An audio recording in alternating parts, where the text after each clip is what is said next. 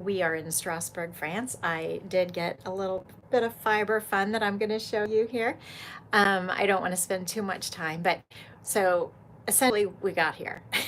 We are on a river cruise. We got to our boat a day late because of all the travel delays. They lost our luggage. We just got our luggage yesterday, so it required a quick trip to H&M in Lucerne, Switzerland to buy outfits head to toe for both of us because long story, they wouldn't let me take my carry-on with my spare extra emergency clothes.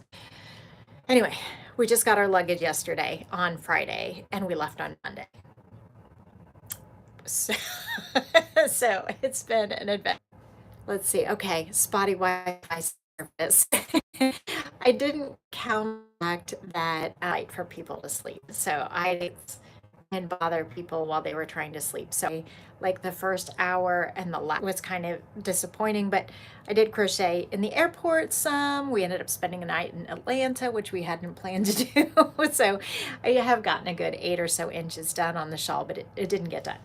But I did find this really cool shawl pin that I'm going to use as a shawl pin. It's just a really big, like, cool retro safety pin, and I found it in a little yarn shop here and I found it in a little yarn shop here in France. And so now I have a shawl pin from France. Finished yet. I also found I found about 3 yarn shops here in Strasbourg, France, and this one was really cool, and I'm going to make a compilation video for you on the vacation when I get my head together.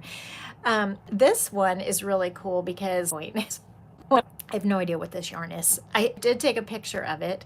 What happened is it's and so they had like samples of it, and then I took a picture of what I wanted, and I took it to the salesperson and said, I'd like this yarn, and she says, how much?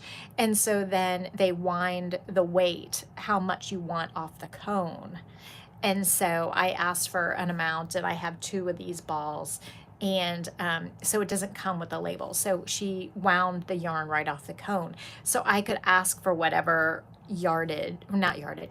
weight in grams that I wanted. So I had to do some quick math and figure out how much I wanted. And so I have 2 of this size ball. So she did not ask about how many balls I wanted out of it, but this is about what fits, my yarn winder, and she had a similar yarn winder. So that's a very usable put up. So I'm very excited about that. So I did stop at some other yarn stores. I did not buy anything. I was very restrained for the other ones, but I just wanted, it was pretty expensive. And I was like, I still have a few more days to go on this trip, and I don't want to like blow all my yarn money. Although in this region of France, we're like on the Rhine River, so it's the border between France and Germany, and I don't speak any French at all, and I practiced only a few phrases in German.